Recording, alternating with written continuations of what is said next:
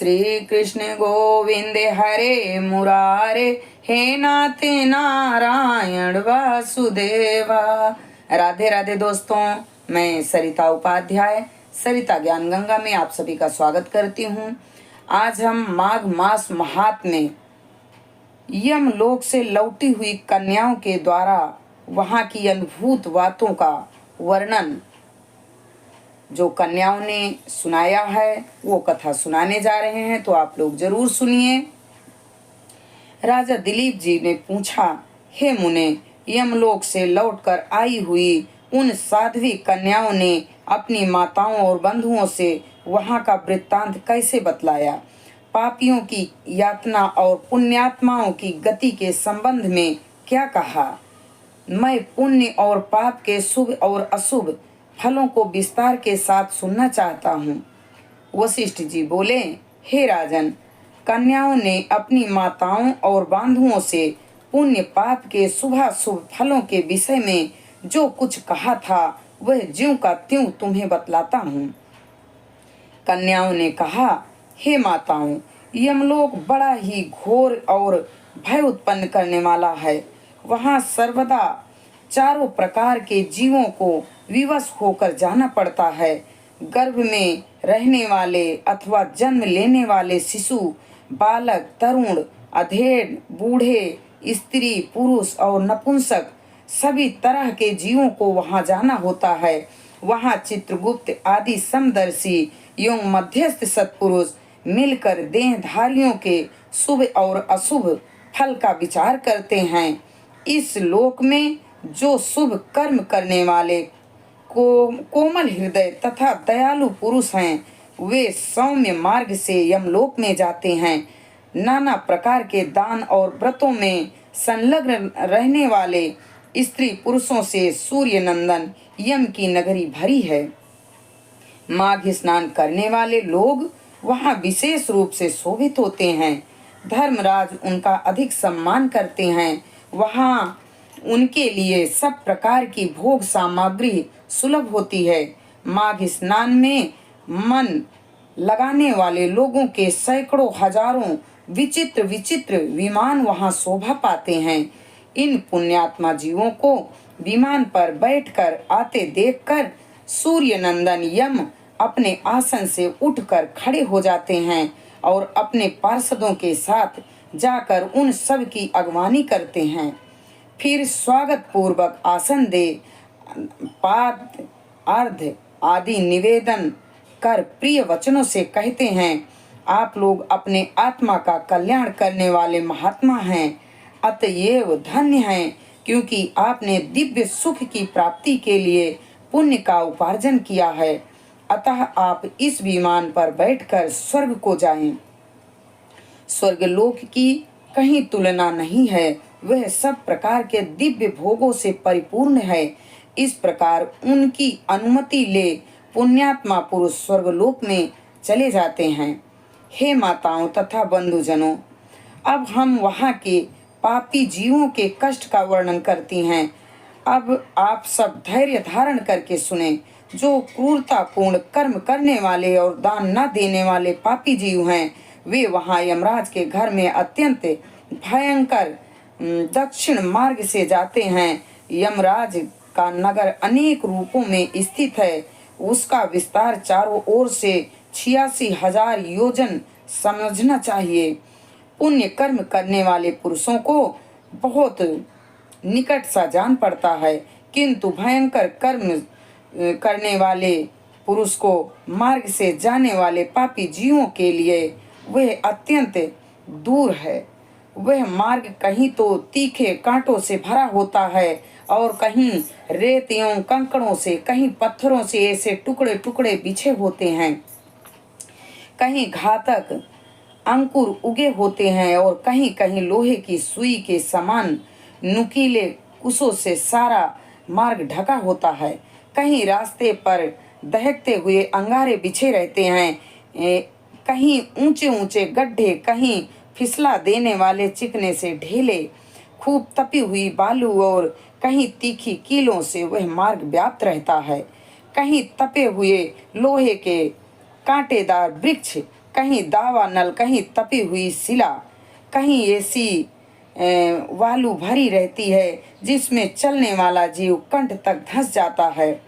कहीं तीखे अस्त्र शस्त्रों की वर्षा होती है जिससे उनके शरीर में घाव हो जाते हैं। इस प्रकार वह मार्ग बड़ा ही भयंकर है। ऐसे ही मार्ग से यम की आज्ञा का पालन करने वाले अत्यंत भयंकर यमदूतों द्वारा समस्त पाप परायण जीव बलपूर्वक ले जाए जाते हैं। उनके शरीर पर वस्त्र नहीं होता है। किन्हीं किन्हीं पापी मनुष्यों को चित्त सुलाकर उनके पैरों में सांकल बांध देते हैं और उन्हें घसीटते हुए खींचते रहते हैं। कुछ दूसरे जीवों के गले में रस्सी बांधकर उन्हें पशुओं की भांति घसीटा जाता है। इस प्रकार उन्हें विवश करके यमलोक में ले जाया जाता है। वे भूख प्यास से पीड़ित होकर अन्न और जल मांगते हैं, धूप से बचने के लिए छाया के लिए प्रार्थना करते हैं और शीत से व्यतीत होकर तापने के लिए अग्नि मांगते हैं। जिन्होंने कुछ कभी दान नहीं किया होता है वे इस पथोय रहित पथ पर इसी प्रकार के कष्ट सहते हुए यात्रा करते हैं। वहाँ असंख्य भयानक यमदूत जो काले काजल के समान महान वीर और अत्यंत क्रूर होते हैं, हाथों में सब प्रकार के अस्त्र शस्त्र लिए मौजूद रहते हैं। इस प्रकार समय भगवान यमराज और चित्रगुप्त उन पापियों को धर्मयुक्त वाक्यों से समझाते हुए बड़े जोर जोर से फटकारते हैं। वे कहते हैं, वो खोटे कर्म करने वाले पापियों, तुमने दूसरों के धन हड़प लिए हैं और सुंदर रूप के घमंड में आकर पराई स्त्रियों के साथ व्यभिचार किया है। मनुष्य अपने अपने कर्म को कुछ कर्म करता है उसे स्वयं ही भोगना होता है। फिर तुमने अपने ही भोगने के लिए पाप कर्म क्यों किया और अब अपने कर्मों की आग में जलकर इस समय तुम लोग संतप्त हो रहे हो। भोगो अपने उन कर्मों को, इसमें दूसरे का कोई दोष नहीं है। ये राजा लोग भी अपने भयंकर कर्मों से प्रेरित होकर मेरे पास आए हैं। इन्हें अपनी खोटी बुद्धि और बल का घमंड था। अरे वो दुराचारी राजाओं, तुम लोग प्रजा का सर्वनाश करने वाले हो। अरे थोड़े समय तक रहने वाले राज्य के लिए तुमने पाप क्यों किया? राज्य के लोभ में पड़कर मोहवश बलपूर्वक अन्याय से जो तुमने प्रजाजनों को दंड दिया है, उस समय उस फल को भोगो। कहाँ है वह राज्य और कहाँ गई वो रानी जिसके लिए तुमने पाप कर्म किया था? अब तो सबको छोड़कर तुम अकेले ही यहाँ खड़े हो। यहाँ वह बल नहीं दिखाई देता है जो तुमने प्रजाओं का विध्वंस किया है। इस प्रकार राजाओं से धर्म की बात कहकर धर्मराज उनके पाप अंक की शुद्धि के लिए अपने दूतों से इस प्रकार कहते हैं, ओ चंड और ओ महाचंड, तुम इन राजाओं को पकड़ कर ले जाओ और क्रमशः नरक की आग में डालकर इन्हें पापों से शुद्ध करो। तब वे दूत शीघ्र ही उठकर राजाओं के पैर पकड़ लेते हैं और उन्हें वेग से आकाश में घुमाकर फेंक देते हैं। इस पृथ्वी के नीचे नरक की 28 कोटियां हैं जिसका वर्णन किया गया है। उपयुक्त कोटियों में के प्रत्येक के 5-5 नायक हैं। 5-5 के 28 समुदाय माने गए हैं। एक एक समुदाय एक एक कोटि का नायक है। रौरव से लेकर अवीची तक कुल 140 नरक माने गए हैं। इन सब में पापी मनुष्य अपने अपने कर्मों के अनुसार डाले जाते हैं और जब तक भांति भांति की यातनाओं द्वारा उनके कर्मों का भोग समाप्त नहीं हो जाता, तब तक वे इसी में पड़े रहते हैं। हे माताओं, हमने यमलोक में इतना ही देखा। वहाँ पापी को बड़ी भयानक यातनाएं होती हैं। वहाँ ऐसे नरक हैं जो ना कभी देखे गए हैं और ना कभी सुने गए हैं। हम सब ना तो जान सकती हैं और ना तो देख सकती हैं। माताएं बोली, बस बस इतना ही बहुत हुआ, अब रहने दो। इन नरक यातनाओं को सुनकर हमारे सारे अंग शिथिल हो गए हैं। हृदय में भय छा गया है। बारंबार उनकी याद आ जाने से हमारा मन सुध बुध खो बैठा है। कन्याओं ने कहा, माताओं, इस परम पवित्र भारतवर्ष में जो जन्म लिया है वे अत्यंत दुर्लभ है। इसमें ही हजार हजार जन्म लेने वाले बाद पुण्य राशि के संचय से कदाचित कभी जीव योनि में जन्म पाता है, परंतु जो माघ स्नान में तत्पर रहने वाले हैं उनके लिए कुछ भी दुर्लभ नहीं है। उन्हें यहाँ ही मोक्ष प्राप्त हो जाता है और पर्याप्त भोग सामग्री भी सुलभ होती है।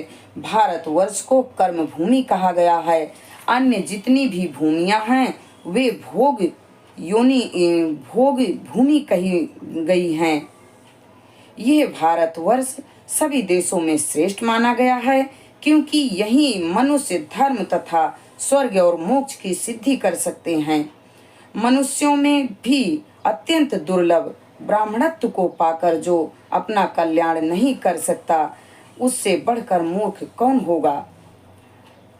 देवता लोग भी यह अभिलाषा करते हैं कि हम लोग कब भारतवर्ष में जन्म लेकर माघ मास में प्रातः काल किसी नदी या सरोवर के जल में गोते लगाएंगे। देवता यह गीत गाते हैं कि जो लोग देवत्व के पश्चात स्वर्ग और मोक्ष की प्राप्ति के मार्गभूत भारतवर्ष के भूभाग में मनुष्य जन्म धारण करते हैं वे धन्य हैं। जो भारतवर्ष में जन्म लेकर सब इंद्रियों से युक्त हैं, किसी भी इंद्री से हीन नहीं है, वे ही मनुष्य धन्य है।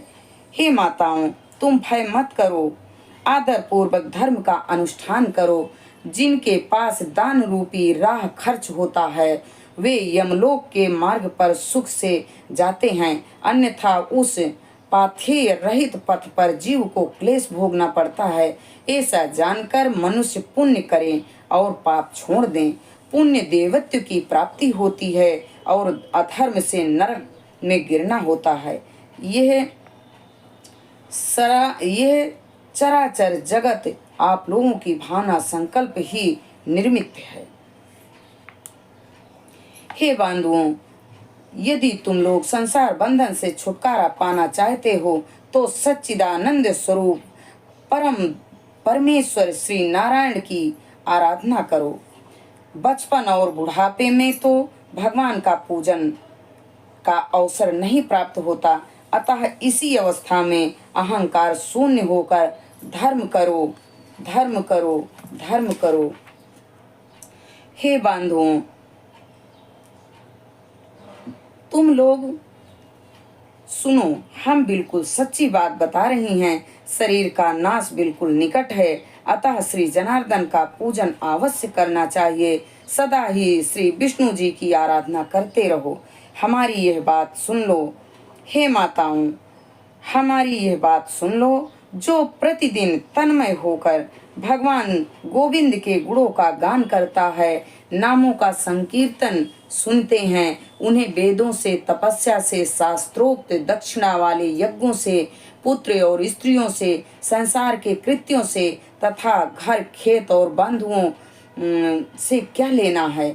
इसलिए तुम लोग भय छोड़कर श्री केशव की आराधना करो। शालिग्राम का चरणामृत पान करो।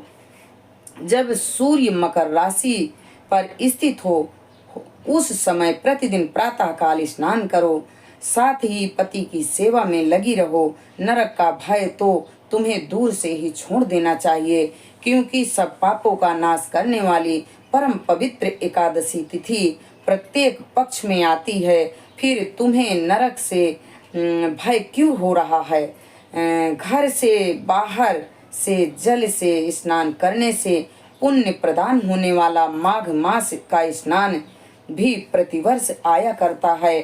फिर तुम्हें नरक से भय क्यों होता है।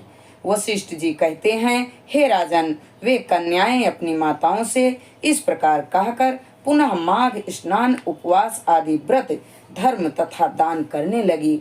हम इस वीडियो को यहीं पर संपूर्ण करते हैं। शेष जानकारी अगले वीडियो में। हरे राम राम राम हरे हरे, हरे कृष्णा कृष्णा कृष्णा हरे हरे। श्री लक्ष्मी नारायण भगवान के चरणों में हमारा कोटि कोटि प्रणाम स्वीकार हो। श्री गंगा मैया के चरणों में हमारा कोटि कोटि प्रणाम स्वीकार हो।